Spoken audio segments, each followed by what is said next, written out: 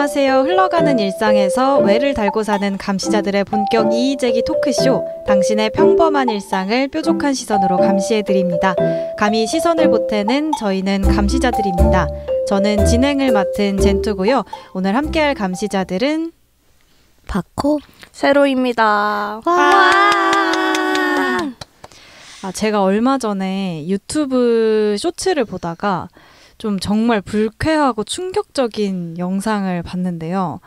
그 SNL에서 드라마 정년이를 따라한 영상이었어요. 그래서 이 정년이라는 드라마가 이 10대 소녀들이 여성 국극 배우로 이제 꿈을 키우는 그런 과정을 다룬 드라마인데, 거기에 나온 그런 10대인 등장인물들을 지나치게 성적으로 좀 불쾌하게 묘사를 하더라고요. 그리고 그 정년이란 좀 그런 희망과 이런 꿈, 그런 메시지가 있는 그런 드라마인데, 그런 메시지는 전혀 알아볼 수도 없었습니다. 그래서 이 우리나라가 풍자와 해악의 민족이라고 하잖아요. 그런데 언젠가부터 이 풍자가 아니라 조롱이랑 공격만 많아진 것 같더라고요. 그래서 오늘은 풍자, 조롱, 패러디의 선은 어디까지인지 한번 감시를 해보겠습니다. 먼저 이 풍자, 조롱, 패러디 하면 제가 말씀드린 이 SNL을 빼놓고 이야기할 수는 없을 것 같아요. 여러분도 최근에 이 SNL을 보셨는지, 좀 어떤 걸 느꼈는지가 궁금합니다. 그 SNL이 시즌제로 운영이 되잖아요. 근데 옛날에 SNL만 해도 좀 풍자를 잘한다 이런 생각이 있었는데 저는 그 인턴 기자 주연영 나왔을 때 그때를 기점으로 해서 항상 풍자가 뭔지 모르는 것 같은? 그러니까 SNL은 해외에서도 풍자의 상징인데 풍자가 아니라 그냥 뭔가 조롱을 하는 콘텐츠로 전락해버렸다는 생각이 들었어요. 특히 항상 좀 같은 주제에 대해서도 언제나 만만한 쪽을 팬다는 생각을 지울 수가 없더라고요. 예를 들어서 뭐 유튜버에 대해서 얘기를 한다 해도 사실 뭐 유튜버에 대해 풍자를 하려면은 저는 사이버레카를 건드려야 한다고 생각을 하는데 그것보다는 뭐 연애 프로그램에 나왔던 여자 유튜버를 따라하고 조롱하는 그런 식이라서 어떻게 생각을 해보면은 제 개인적인 의견으로는 이거는 콘텐츠 제작자들 사이에서 우리가 뭘 해야 할지에 대한 합의가 전혀 없어서 생기는 문제 아닌가 싶기도 했어요. 그 코미디란 무엇인가에 대한 생각이 아예 없이 좀 그냥 단순히 반응만 오면 되지, 반응만 오면 장땡이지 이런 생각하고 있는 거 아닌가. 저는 SNL에서 그 충격적이었던 두 사례가 그 한강 작가님 노벨 문학상 그 수상 소감이었던 거예요. 아무튼 그 한강 작가님의 뭔가 말투나 허법을 따라하는 그거랑 그 한이 국정감사 그 증인으로 참석했던 한이가 되게 울먹이면서 그 직장 내 괴롭힘을 증언하는 그 장면을 따라했던 거예요. 그래서 뭔가 저도 똑같이 도대체 어떤 포인트에서 내가 웃어야 되는 거지? 그러니까 저는 SNL의 요새 그런 풍자라고 칭하는 그런 걸 보면은 성대모사를 하는 건가 싶어요. 그냥 내 말투나 목소리, 행동을 따라하는데 뭔가 풍자라고 하면은 말씀하셨듯이 뭔가의 메시지가 있어야 되는 거잖아요. 내가 이걸 웃기게 함으로써 좀 지적을 하는 그런 게 있어야 되는데 그냥 웃기게 보는 그게 다인 거잖아요. 그래서 이번에 한이, 특히 그 한이 사건에 제가 굉장히 분개를 했었는데 한이가 그 자리에 어떤 감정으로 왔겠어요. 얘가 지금 울면서 그렇게 한국에서 당했던 그런 괴롭힘을 얘기하고 있는데 그걸 어떻게 그런 식으로 따라할 수가 있는지. 그래서 저는 되게 만만한 여자를 팬다라는 게 딱 전형적인 두 사례라고 생각을 했어요. 맞아요. 그 모든 콘텐츠에는 제작 의도라는 게 들어가잖아요. 근데 요즘 SNL 보면은 이거 왜 하는 거지? 이유를 전혀 모르겠어요. 그냥 누가 성대모사 할 수 있나 장기자랑 하는 건가 싶기도 하고. 맞아요. 근데 그 성대모사를 하는 것도 심지어 뭐 딱히 재밌는 것도 아니고 항상 그 대상도 성대모사를 이제 하는 그 따라하는 그 대상도 그런 만만한 쪽. 맞아요. 그렇게 한이라든가 한강 작가라든가 좀 저는 그 바코가 말한 만만한 쪽을 팬다, 이것도 정말 동의를 하고, 아까 세로가 왜 웃긴지 모르겠다라고 했잖아요. 근데 저는 그게 진짜 뭘 따라 하더라도 그 따라 한 것의 맥락 자체가 다 무시가 돼서 그런 것 같아요. 예를 들어 풍자라고 하면은 뭐 진짜 예전에 SNL이 잘했던 게 정치를 풍자할 때 그런 힘있고 권력이 있는 사람들이 잘못된 걸 하는 거를 따라하면은 그거는 좀 웃길 수 있는 거잖아요. 그러니까 이걸 비판한다라는 의도가 있을 수 있는데 그 한이도 그렇고 그렇게 되게 진지하게 정말 어떻게 보면은 내 생존이 걸린 문제를 가지고 나와서 얘기를 한 거를 그거 앞뒤 다 잘라먹고 딱 말투만 따라한 게 정말 이게 좀 의도를 알 수 없고 그 원래의 의도도 다 너무 무시를 해서 그래서 정말 문제라고 생각을 했어요, 저도. 저는 이게 되게 폭력적이라고 생각을 하는 게 옛날에 우리 예전에 막 일진 언니들이 되게 못난 친구를 따라하면서 놀리는 딱 저는 그런 거밖에 생각이 안 나는 거예요. 맞아요. 되게 좀 뭔가 어설픈 행동일 수 있는 것들을 막 조롱하면서 야, 쟤봐라. 이런 거랑 뭐가 다르냐는 거죠, 이게. 맞아요. 딱 그 교실 뒷자리에 앉아서 그렇죠. 불링을 하던 그 모습 그대로 아닌가. 네, 맞아요.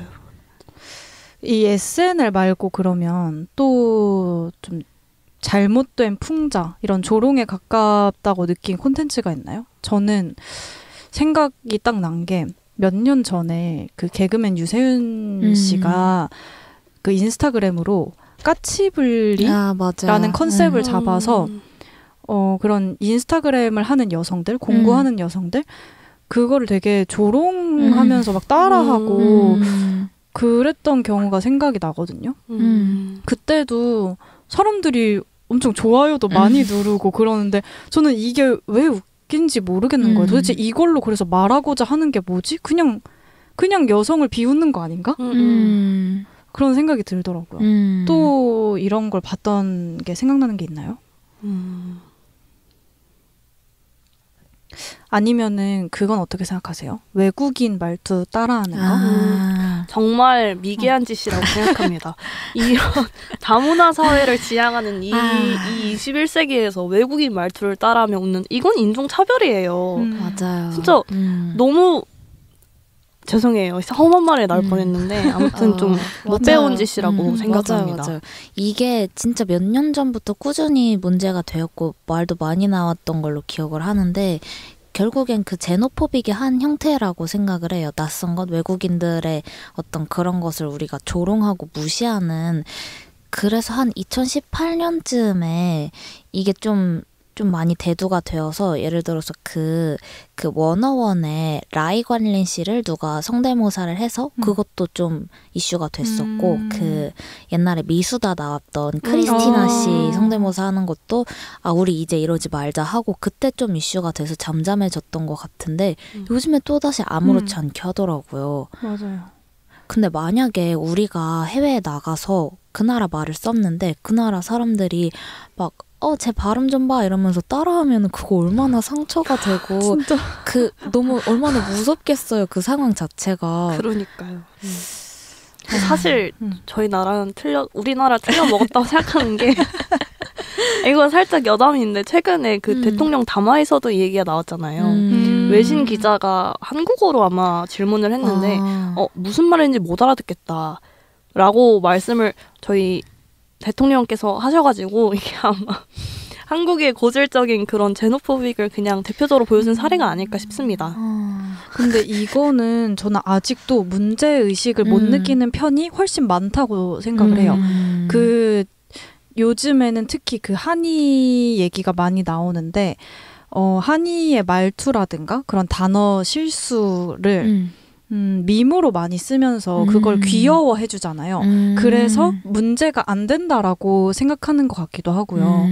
그리고 정말 아직도 그런 외국인의 한국어 하는 그런 억양을 따라하는 개인기가 너무 많아요. 맞아요. 그런 거 제발 안 했으면 좋겠어요. 재미없어요. 근데 그게 진짜 왜 재밌는 걸까요? 그러니까. 근데 이게 이제 오늘 아쉽게 오지 못한 우리 미연이 여기에 코멘트를 남겨준 게 있거든요. 근데 저는 이것도 되게 동의를 해서 그 외국인 말투 귀엽다고 따라하는 그런 게 그 전에 드라마 우영우 때도 비슷한 현상이라고 생각을 해요. 그래서 그때도 아마 SNL에서도 했던 것 같기도 하고 뭔가 유튜버나 정말 많은 사람들이 그 우영우를 따라해요. 귀엽다고. 그 말투나 행동을.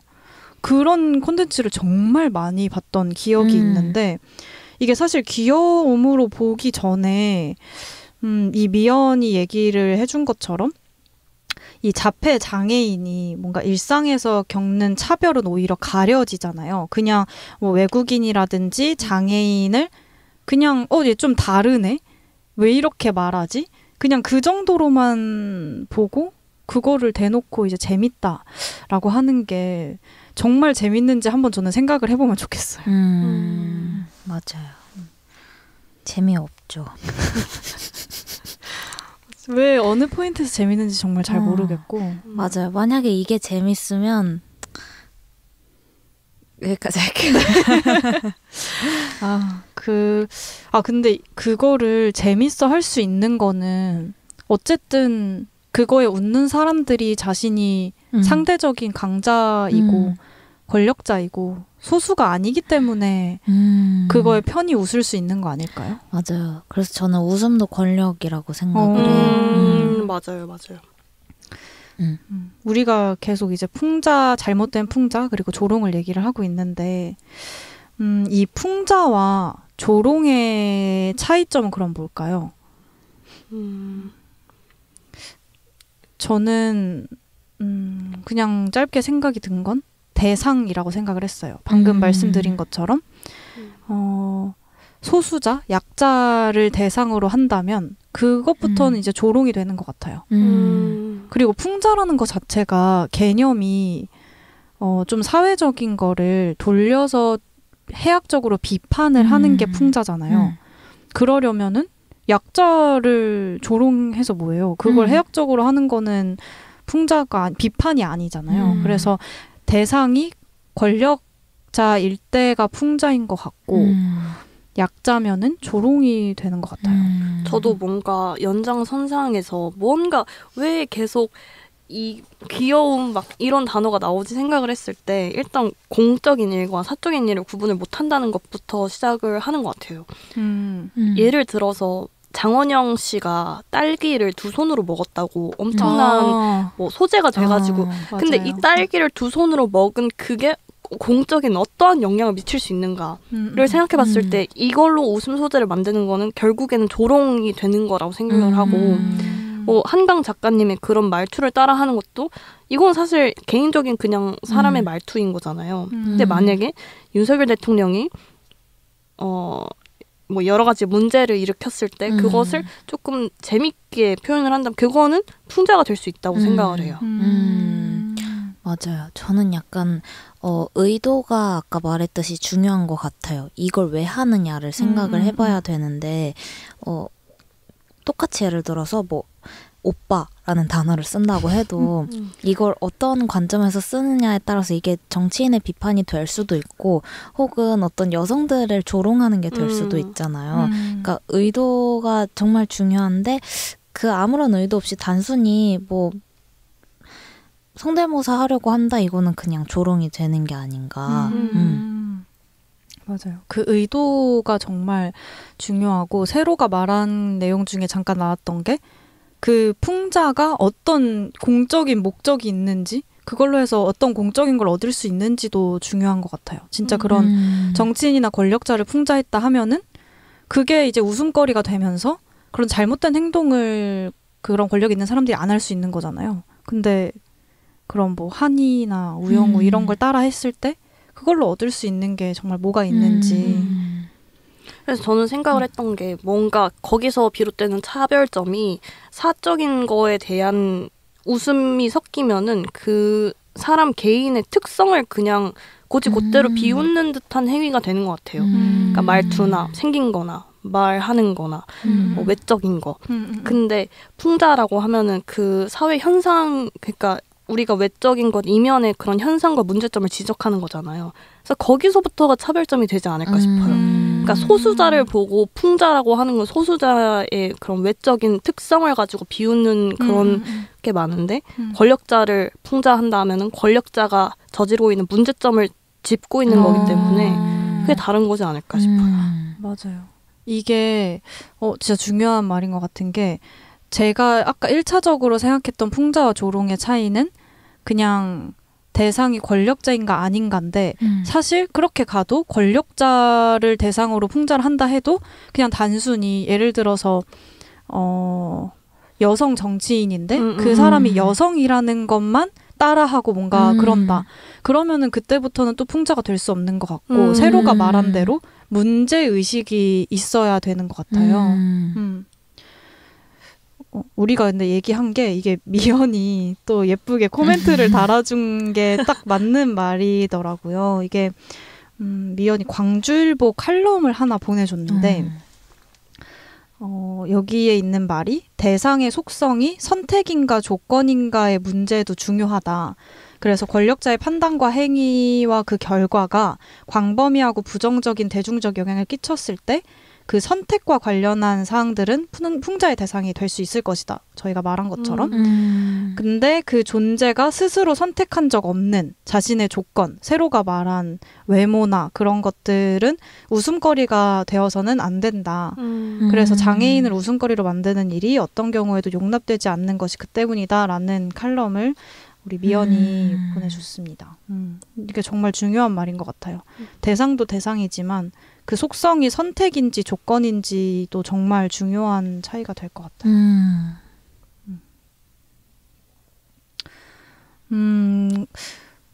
그러면 근데 어쨌든 우리가 계속 이런 해악의 민족이라고 하잖아요.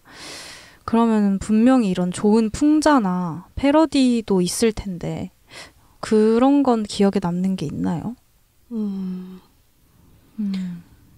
근데 최근엔 정말 없는 것 같아요. 네. 최근엔 진짜 없는 것 같아요. 저는 그래서 풍자는 정말 최근에는 생각나는 게 없고 그냥 패러디 개그라고 한다면 그 최근에 유튜브 채널 그 빵송국에서 뮤지컬 스타를 했잖아요. 네. 근데 저는 그거는 정말 좋다고 생각을 해요. 이게 조롱이 되지 않기 저는 사실 좀 그거를 그런 걸 한다라고 딱 제목 봤을 때 좀 걱정을 했어요.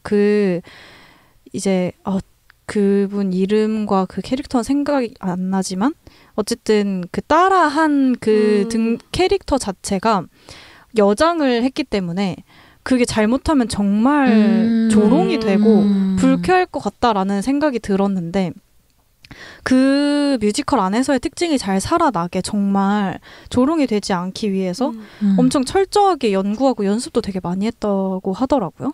그 쥐롤라 말씀하시는 맞아요. 그래서 그거는 정말 좋은 패러디라고 생각을 하고 그러면서 이게 웃음도 줄 수 있는 이유는 어쨌든 그 패러디를 한 사람들 자체가 개그맨이기 때문에 그거 자체로 비전문가가 이런 걸 했다라는 것 자체가 충분히 유머한 부분이 있으면서 이렇게 좋은 콘텐츠가 된 거 아닐까 생각을 했습니다. 또 생각나는 뭐 좋은 예시가 있을까요? 저는 생각이 났던 게 그 SNL을 다 잘 즐겨보진 않지만 그래도 이건 통쾌했다 싶었던 게 정치인들 데려놓고 누가 패는 콘텐츠가 있긴 있었어요. 있긴 있었어요. 네, 그게 물론 이제 주현영 씨의 그 인턴 기자 캐릭터에서 나온 거긴 하지만은 그래도 그분이 하셨던 질문은 되게 유효타가 많았다고 생각은 하기는 해요. 뭐 예를 들어 조국 지금 조혁당 대표를 불러서 뭐 본인의 가장 큰 과오가 무엇이냐, 딸내미냐 무엇이냐, 뭐 이걸 물어봤던 것도 있었고 되게 빠꾸 없는 질문을 했다고 생각은 하지만 애초에 그 인턴 기자 캐릭터 자체가 이 누군가를 상처 입히고 만든 그런 캐릭터이기 때문에 생각이 나는 건 그거밖에 없는 것 같아요. 그 콘텐츠 자체에 대한 그런 구성. 저는 사실 최근에 궁금했던 거는 그 흑백요리사 나왔던 안성재 셰프를 따라하는 그게 많잖아요. 그거에 맞아요. 대해서는 어떻게 생각하시는지 다들 궁금했어요. 되게 안성재 셰프나 백종원 셰프나 되게 바스? 막 이렇게 이렇게 하는 거 많잖아요. 근데 저는 되게 안성재 셰프나 그분 따라 하시는 거 보면서 살짝쿵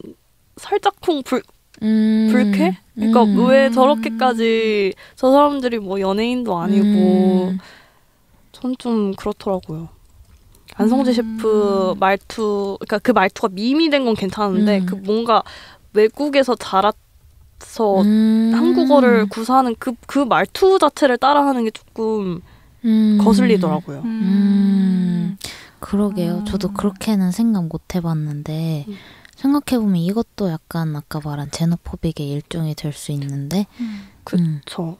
그래서 그 셰프가 어디 뭐 불려와가지고 또 질문도 이상한 거 많이 받으셨던데 그래서 막 서울시 그 뭐였죠? 서울시 뭐 감사 증인으로 불러와서 서울시가 주최한 행사에 이 안성재 셰프가 참가했나 봐요. 근데 이 셰프한테 뭐 원래부터 심사를 많이 하셨냐, 뭐 자기 전에 한국과 우리 음식의 발전에 대해서 고민하시냐 이런 질문을 물어봤더라고요. 안성재 셰프가 뭐라고 답을 해요 거기서. 여담이었고 아무튼 그런 게 좀 불편하더라고요. 와 근데 이거는 진짜 어려운 문제 같은데요. 왜냐면은 사실 그때 흑백요리사 이 패러 따라하고 그러는 거는 저도 정말 처음에는 와 진짜 똑같다 재밌다 하면서 몇 번 봤는데 사실 어느 순간부터 조금 마음이 편치만은 않았어요. 그래서 정확히 그 이유를 생각해 본 적은 없지만 너무 과하게 딱 그 포인트만 따라하잖아요. 예를 들어 안성재 셰프가 이제 눈을 깜빡이는 게 잦은데 그것만 강조한다든가 뭔가 그런 것들 그런 걸 보면서 약간 이게 계속 웃어도 되는 건가? 맞아요. 그런 생각이 들었어요. 이제 정도가 심해지면 그건 그냥 또 조롱이 되는 거라고 생각을 해요. 진짜 이 선이 좀 애매한 것 같아요. 이거를 그렇게 뭔가 히트를 친 프로그램이 있을 때 거기에서의 유행어나 진짜 밈 이런 게 나오는데 그거를 마냥 다 조롱이 안 돼 이럴 수 있는 건가? 그런 고민이 좀 되네요. 그러면은 어디까지 된다고 생각하세요? 이런 프로그램의 유행어, 밈? 일단 그 아까 말씀드렸듯이 공사를 구분을 해야 될 것 같고 만약에 사인을 대상으로 할 일이 거의 없을 것 같지만 없지 않을까요? 사인을 대상으로? 근데 그 흑백요리사 이렇게 따라하고 그런 건 어쨌든 풍자로 시작한 건 아니잖아요. 그쵸. SNL은 풍자의 탈을 쓰고 잘못된 조롱을 하는 건데 그럼 밈을 계속 따라하는 거는 애초에 풍자로 시작한 게 아니다 보니까 어디까지가 오케이고 아닌지. 저는 약간 유행어가 생겨서 그걸 따라하는 거는 그냥 밈으로 활용할 수 있다고 생각해요. 우리 뭐가 이분하지 않네요. 이런 말은 많이 쓰잖아요. 근데 이제 뭐 그 사람의 특성을 가지고 그걸 부각해서 따라하고 계속해서 그렇게 하면 그거는 조롱이 되지 않나. 맞아요. 그 미연이 보내준 그 칼럼에 선택인지 조건인지 그것처럼 제가 불편하게 느꼈던 그 안성재 셰프의 눈 깜빡임을 너무 지나치게 따라하는 게 되면은 그거부터 이제 조건을 조롱하는 게 되는 것 같네요. 저는 거기에다가 그 요리하는 또라이님의 그 모습을 따라하는 것도 이 사람이 지금 어떤 상태인지 우리가 모르는데 되게 불안하게 보이는 그거를 너무 웃음기 섞이게 따라하는 거예요. 그것도 좀 주의할 필요가 있다고 생각을 했어요. 맞아요. 그러네요. 저도 생각 못 해봤는데 누군가 이렇게 불안해하는 모습을 보면서 즐기는 것 자체가 못됐어요. 근데 이렇게 생각하니까 진짜 너무 잔인하지 않아요? 그래요. 그분들이 그냥 쿨하게 넘겨주셔서 한 거지. 얼마든지 문제 삼을 수 있어요. 이거는. 맞아요.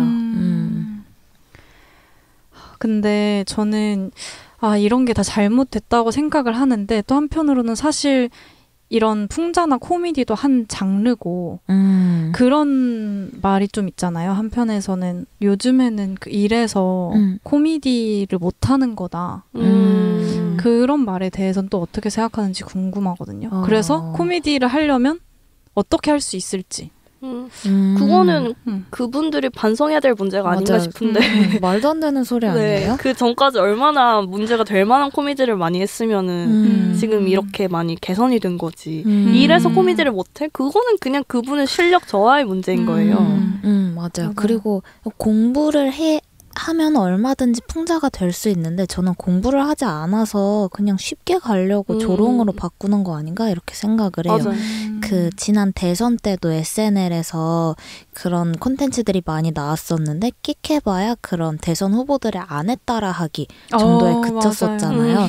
근데 저는 이거는 명백하게 게을러서 생긴 문제라 생각하는 게 그 SNL이라는 프로그램이 맡은 역할이 있다고 생각을 해요. 그런 정치인들의 정책들을 이렇게 하겠다고 나왔는데 이걸 가지고 분석을 하고 이걸 가지고 얼마든지 풍자를 하고 비판을 할 수 있었는데 그러지 않고 지들이 게을러서 그냥 뭐 영부인 따라하고 그런 그 정도 코스프레하고 그친 거잖아요. 아까 말한 그런 문제는 이거는 변명뿐이라고 생각해요. 맞아요. 저도 박호 말을 들으면 생각을 한 게 그냥 쉬운 길을 가려고 해서 그런 게 아닌가?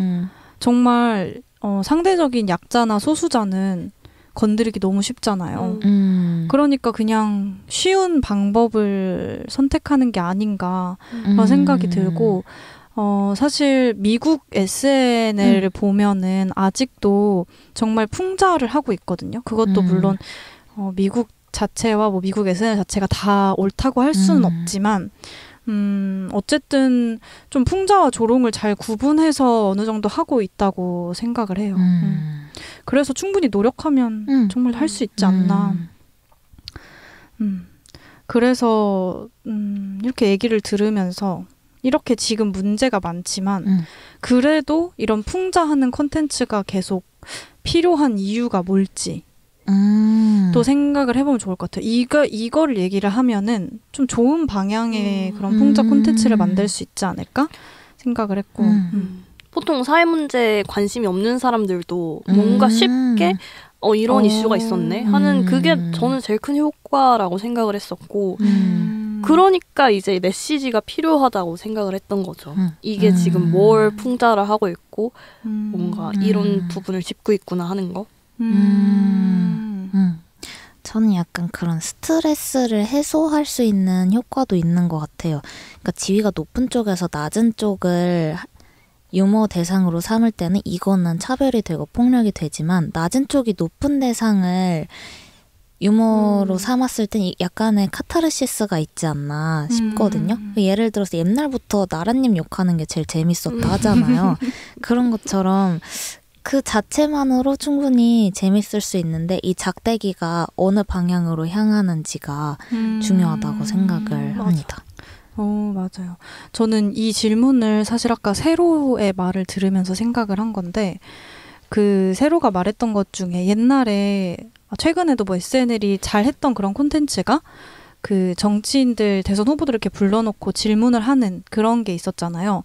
근데 그런 것처럼 어쨌든 이 자리는 풍자, 그러니까 어쨌든 개그, 코미디에 딱 그 장르가 있기 때문에 그런 유머라는 탈을 쓰고 우리가 쉽게 그동안 하지 못했던 질문을 할 수 있기 때문에 필요한 것 같다라는 생각을 했어요.